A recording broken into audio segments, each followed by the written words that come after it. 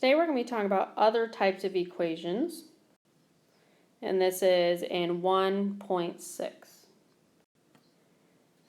So our objectives are going to be solve polynomial equations by factoring, solve radical equations, solve equations with rational exponents, solve equations that are quadratic, solve equations with absolute value, and then solve problems like story problems modeled by equations. So you can see there's a lot of objectives. This is going to be a two-part video. So a polynomial equation is the result of just setting two polynomials equal to each other. So we'll look at some examples in a little bit. So the equation is in general form if one side is 0 and then the polynomial on the other side is in descending order. So for example, maybe I have x to the third plus x to the second plus x equals 0. That would be general form because my exponents are descending because this technically is a 1 and the other side is 0. The degree of a polynomial equation is the same as the highest degree. So in this one up above, it's going to be a third degree because x to the third right here is the highest power. So we're going to go ahead and solve the x here by factoring. So your first step is going to be move all things that are not zeros to one side, and that'll give us 0 on the other side.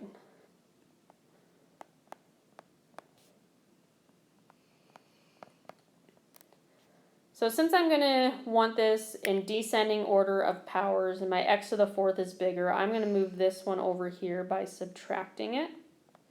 We're pretty much just rearranging because when we subtract exponents, we can only combine those if the power is the same.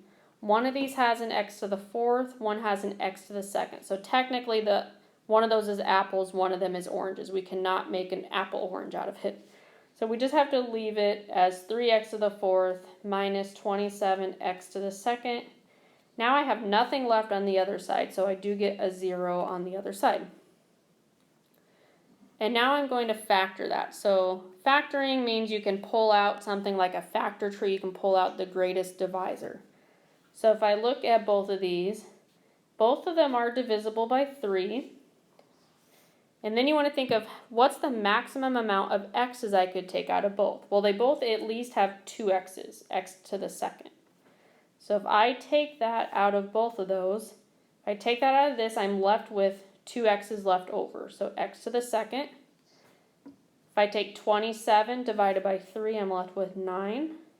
And I took both of those x's out, so I actually have no x's left at the end. And I have equals 0 on the other side. So I just factored that equation. And then I'll show you on the next slide how we can finish solving it. So steps 3 and 4, we're going to set each factor equal to 0 and then solve. So our equation, after it was factored, looked like this. Okay, so if we think about this, if I had, let's just say, 3 times 4x equals 0. Let's just use a simpler example. If I wanted to know what this x could be to make 0, I could put a 0 there, and this entire thing, anything times 0 is 0. So if I take this 3 times x squared and I make that whole thing 0, it doesn't matter what this is because if you multiply by 0, you're going to end up with 0 as an answer. So we're going to set the 3x squared equal to 0 and my second term, my x squared minus 9 equal to 0.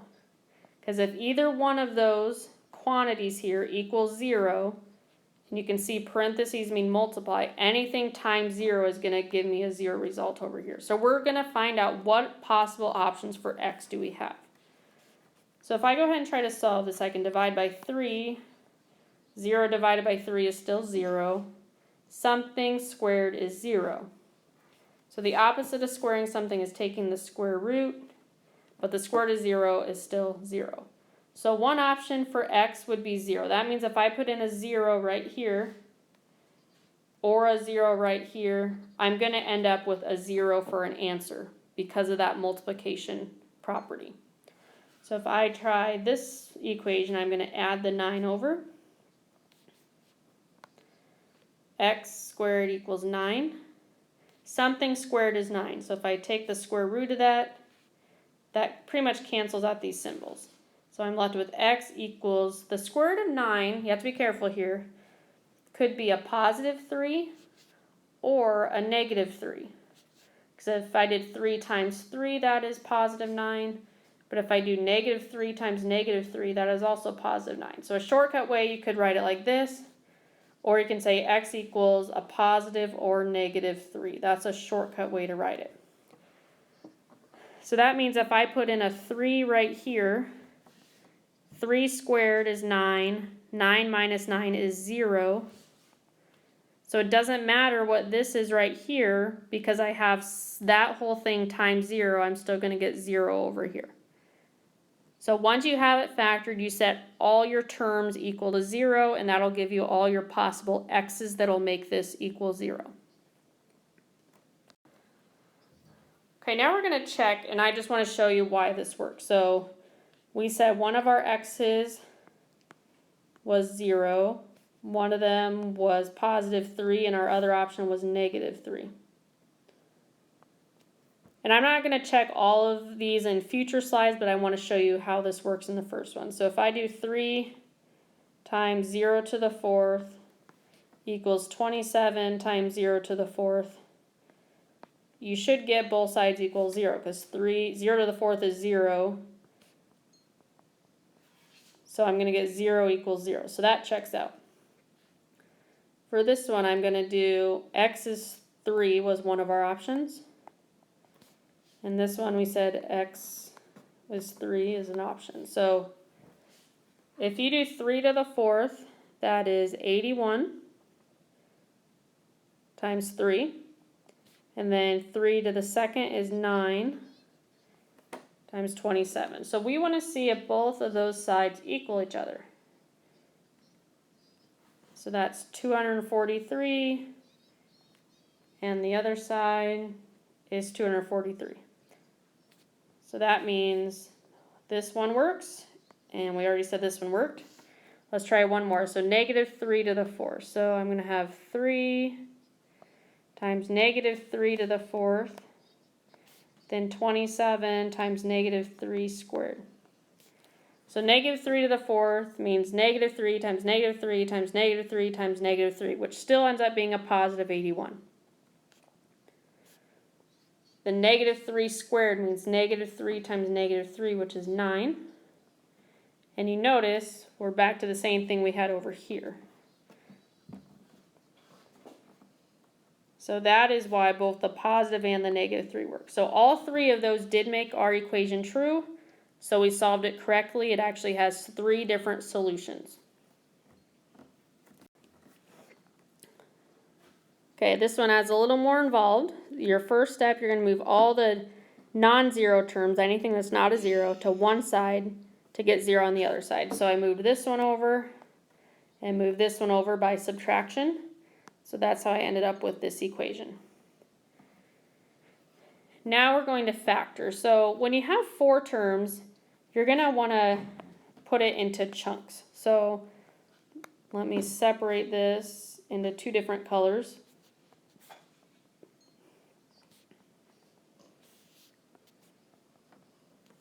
So let's take this 2 pieces at a time is the easiest way to do it. And it doesn't matter which 2 you put together. I'm just going to go in order from left to right. So if I look at these first 2, I can't take a number out of both of those through division, but I could take a maximum of 2 x's out of both, x squared. So that would lead me, if I look at this one, if I take a x squared out, I'm still left with 2, but then I'm only left with 1 x left. Then if I take the x squared out of this, I'm just left with 3.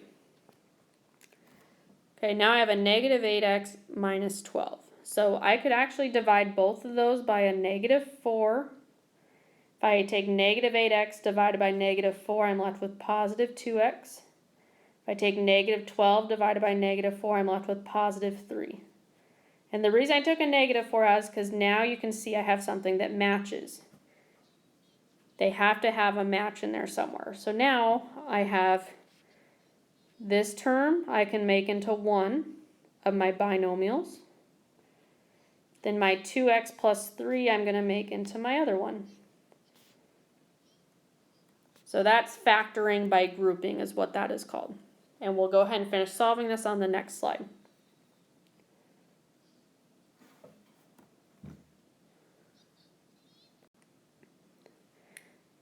Okay, so these are the terms I had left. I just have them in a different order here. So now I'm going to set both of these equal to 0, because if this whole thing makes 0, it doesn't matter what this part is, because I'm still going to have 0 times something.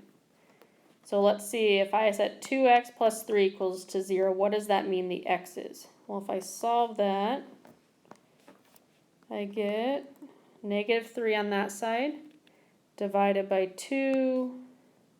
So x equals negative 3 halves, or negative 1.5. And same thing here. If this equals 0, it doesn't matter what this is, because it's going to make the whole thing equal 0. So I'm going to also try setting that equal to 0 to see my possible x's. So add the 4. Something squared is 4. If I take the square root of that, I get x equals, could be a positive 2 or a negative 2. So I'll do the shortcut there. So I'm saying that those are my three options. I have negative 3 halves. Now I'm just gonna, it's easier to plug this in actually, so let's not even use that one. It's easier to plug a mixed number back in, or a improper than a mixed number. And then our other one is positive or negative 2. Okay, let's go ahead and check. So we said that the x... Can you take this? So we said 2 was an option, negative 2 was an option, and negative 3 halves was an option. So I'm just going to show you how to plug 2 of these in. You could do, this one would actually come out to a nice decimal, negative 1.5, wouldn't be too hard to plug into a calculator. I'm just going to show you how to check these two. And you could try the other one on your own if you wanted. So let's try 2 to the third and 2 to the second and see if that equals 8 times our x plus 12. So 2 to the third is 8. 2 to the second is 4. And then I'm just bringing everything else down. 8 times 2 is 16 plus 12. And you'll notice I get 16 plus 12 on this side equals 16 plus 12. So you already know those are equal. You'd get 28 equals 28. So for sure x equals 2 does work out. On this one, I'm going to have negative 2 to the third, negative 2 squared, 8 times negative 2 plus 12. So negative 2 times negative 2 times negative 2 is negative 8. Negative 2 squared is positive 4. 8 times negative 2 is negative 16 plus 12. And again, I'm going to get negative 16 plus 12 over here. So you end up with both sides equaling negative 4. So that proves this one works. And if I had more room, I would show you how to check the other one. Again, you could type in a negative 1.5. You can only do that if it's a terminating decimal. That means it's a decimal that stops. You could not change a repeating decimal and just try that in the calculator. It would be a little bit off. And now we're going to look at radical equations. So a radical is just another word for this, or maybe this. It's that root symbol. And not sure if you realize this, but this actually has an invisible 2. A square root has a 2. They just don't put it there usually. So we're going to solve radical equations with nth roots by raising both sides of the equation to the nth power. And we'll see what that means on the next slide. Okay, so first step, if necessary, you're going to arrange your terms so that one radical is by itself on one side of the equation. Then you're going to raise both sides of the equation to a certain power to get rid of that square root or cube root symbol. Then you're going to solve the resulting equation. If this equation still contains radicals, you'll have to go back and repeat steps 1 and 2 again. Then you're going to check your answers in the original equation. Okay, so step 1, we're going to isolate the radical on one side. So I have, this is all under the square root sign, plus 3 equals x. I'm going to subtract the 3, and I'm left with, I still have the square root of x plus 3. Then on the other side I have x minus 3. Step 2 is raise both sides to the nth power. So in this one it is a 2, so the second power. And we're going to see what happens when we do that.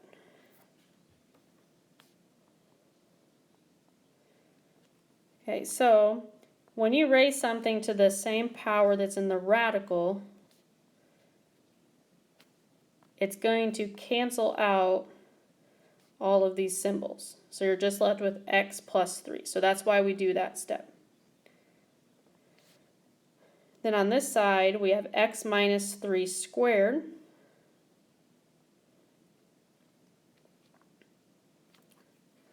Now this is where people make mistakes because you can't just think of this as distributive. Instead, you need to think of this as x plus 3, and then we have x minus 3 squared, which means x minus 3 times x minus 3.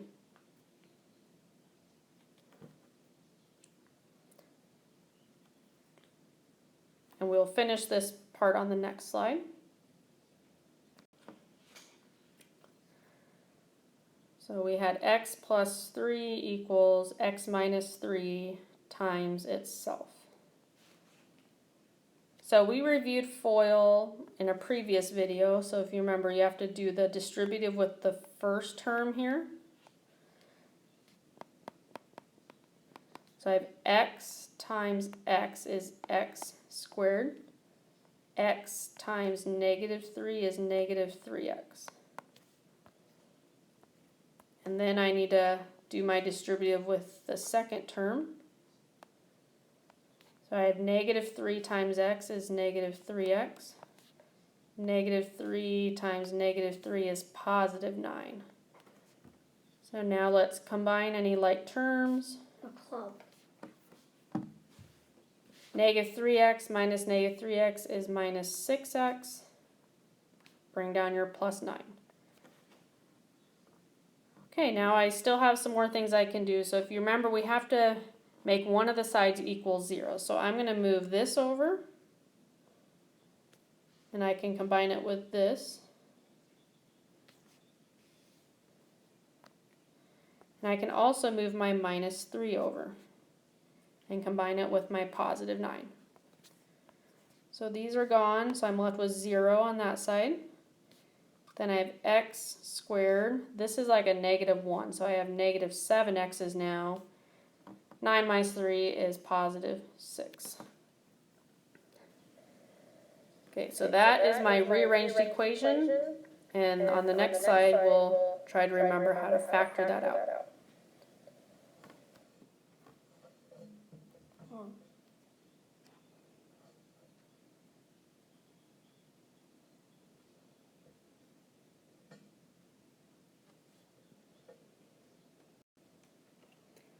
So we had 0 equals x squared minus 7x plus 6. And now we need to try to factor that. So if you remember, when we have a trinomial, we're trying to find two numbers that multiply to this last number but add to the middle number. So if I think of my factor tree, maybe I want to try a negative 2 and a negative 3. But that would only add to negative 5. So that's not going to work. Okay, maybe try a negative 1 times a negative 6. That makes positive 6, and it also adds to negative 7. So these are the two numbers we're going to use. So I'm going to factor this into an x with a -1 and an x with a -6. And if you want to check this, you could distribute it out and see if you end up back with this. If you don't, you know that you did your factors wrong. Now I'm going to use that zero property rule. I'm going to see what this x could be. And you might be able to just see, well, if that was a 1, 1 minus 1 is 0. So that would be the x there. But if you forget that, you can always set this term equal to 0 and the second term equal to 0.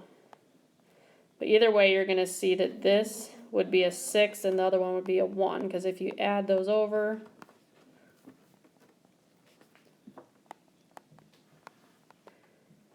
you're going to get 6. So our two options for x would be x equals 1 and x equals 6, and we will check those on the next slide.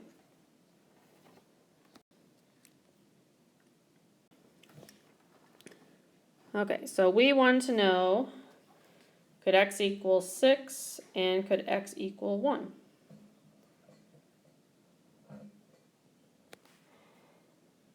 Okay, so on this one, any place there's an x, we're going to put a 6.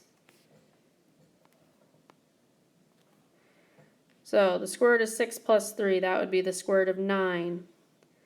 The square root of 9 is 3. 3 plus 3 does equal 6. So that's where they got this. So that means x equals 6 does check out. X equals 1, we're going to put a 1 wherever we see an x. So 1 plus 3 is 4. The square root of 4 is 2 plus 3 does not equal 1. So this one does not work. So this is an extra solution. The only solution that does work is x equals 6. So you're going to find that can happen sometimes when we're working with radicals. So in radicals especially, it's going to be important if you raise something to an even power. So when we raised it to the second power, that's an even number, you're going to want to check your answers because sometimes you'll have extra solutions that actually do not work. So just check them if you raise anything to the second power, to the fourth power. Hopefully you won't do anything to the sixth power and above, but if you did, it'd be a good idea to check it.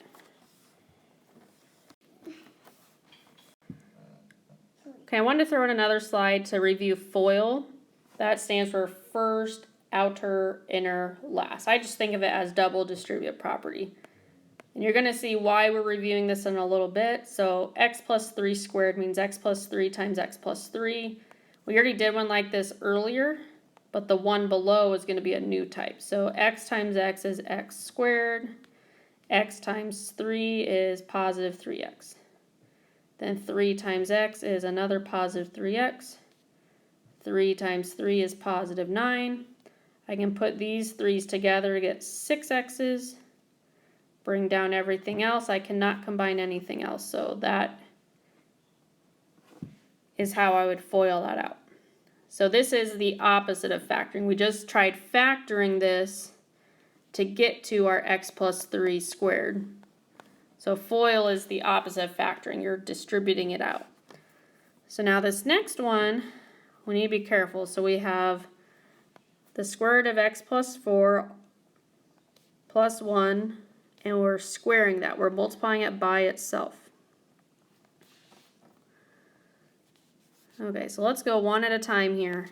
If I take the square root of x plus 4 times another square root of x plus 4, those square root signs actually cancel themselves out and you're just left with x plus 4. Because I took that square root of x plus 4 and I multiplied it by itself. So those symbols cancel out. Okay, now I'm going to take the square root of x plus 4 times positive 1.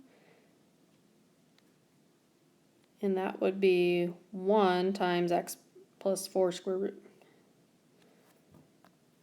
Then the next one, I'm going to have 1 times the square root of x plus 4 again, which is 1 times the square root of x plus 4. And finally, I have a 1 times a 1, which is 1. So now I can actually put these two together. I have 1 square root of x plus 4 plus another of those x plus 4 square roots. So I actually have 2 of those x plus 4 roots. Then bring everything else down.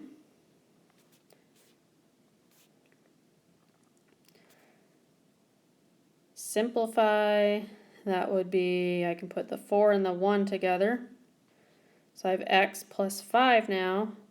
Then I have 2 of the square root of x plus 4s, and that is all I can do. So it looks a little messy, but that is how you would FOIL that out.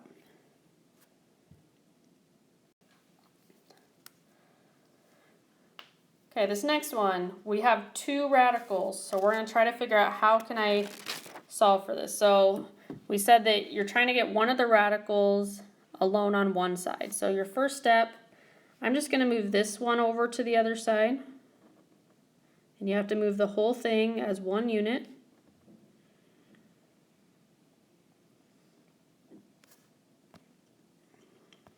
So those are gone now. I'm left with square root of 3x plus 1 on the left side. And I have 1 plus the square root of x plus 4 on this side. And now I need to raise both of these to the nth power. So I'm going to use the second power so that I can get rid of this radical here.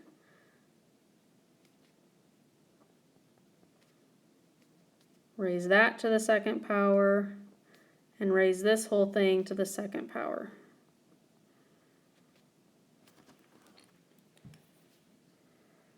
And like we said, these symbols cancel each other out, and I'm just left with 3x plus 1 now. And you'll notice this should look familiar. On the previous slide we did this,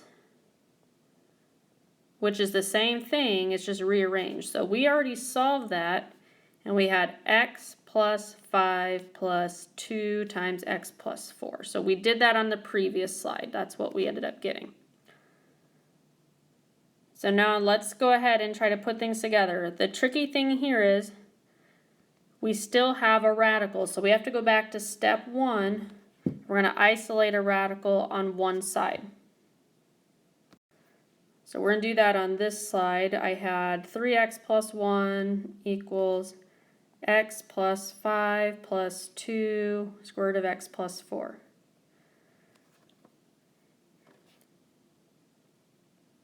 So to repeat steps 1 and 2, I need to get this radical by itself. So I'm going to move the x over, and I'm going to move my minus 5 over. So those cancel out over here. So I'm left with 2 x's now. 1 minus 5 is minus 4. And then I have 2 and the square root of x plus 4 on this side. Okay, then... Did you turn it off? Now you could divide by 2, but that's going to make it really messy. So instead, what we're going to do is raise everything to get rid of this 2. So we're going to square this side and square this side. So again, now I have 2x minus 4 squared. And then I have, don't forget about this 2, I have 2 squared. And then I got rid of this symbol by squaring it. So I just have 4, and then I have an x plus 4 multiplied to it, because really this was 2 times this whole thing. So now I have 2 squared, which is 4 times this whole thing that's left. So let's go ahead and solve what we had. We had 2x minus 4 squared, and we had 4 and then x plus 4 left. Okay, so if you remember, this that whole thing is squared, so I need to take it times itself and use FOIL. And then this one is just one thing times this, so I can just distribute.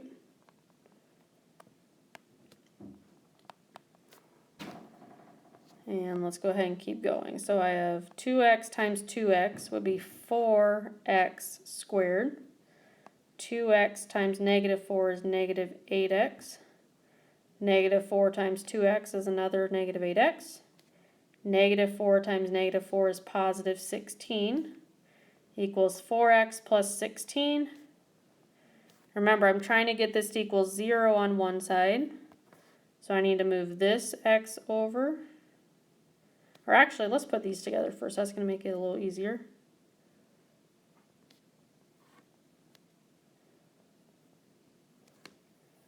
Okay, now let's go ahead, move this x over. And let's move this 16 over. So now those are gone. I'm left with 0 over there. I have 4x squared. Negative 16x minus 4x is negative 20x. And 16 minus 16 actually makes 0. So those are gone as well. So now I can go ahead and factor this.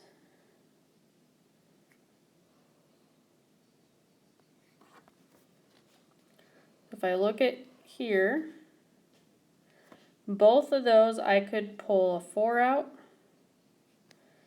and I could pull at least one x out. So 4x squared, if I divide by a 4, I'm left with just 1. If I take one of the x's out, I'm still left with one of the x's. If I divide negative 20 by 4, I'm left with negative 5. And I took the 1x out that there was. So this is how you would factor it. And we will finish solving it on the next slide.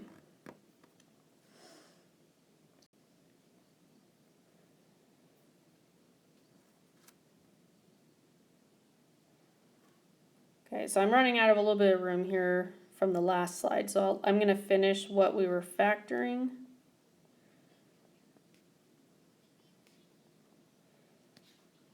Okay, so I said that I need to set both of these equal to 0.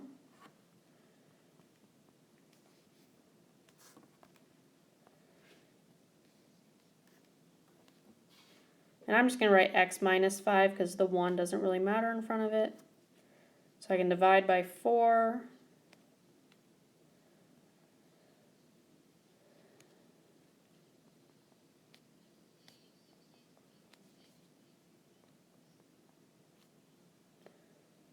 Okay, so I am saying that x could equal 0 or x could equal 5.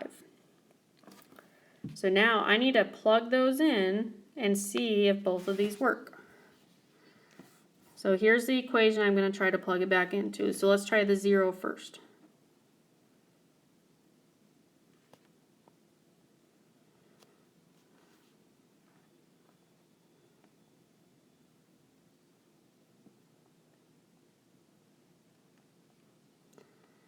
Okay, so 3 times 0 is 0, plus 1 is just 1. 0 plus 4 is just 4. We want to know if that equals 1. So the square root of 1 is 1. The square root of 4 is 2. Does that equal 1? No, negative 1 does not equal 1. So that means this was for x equals 0. This one is an extraneous solution. And remember, I said that if you raise something to an even power, like squaring it, you could have these extra solutions, so it's really important to check. Okay, let's see if the x equals 5 works.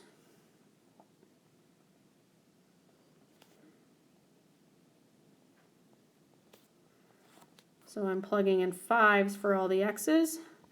3 times 5 is 15, plus 1 is 16. 5 plus 4 is 9, equals 1. The square of 16 is 4. And we were checking, I'm just going to be checking the positive solution. Square root of 9 is 3. 4 minus 3 does equal 1. So the only solution that works on this one is our x equals 5. Okay, that's the end of this video. Please reach out if you have any questions.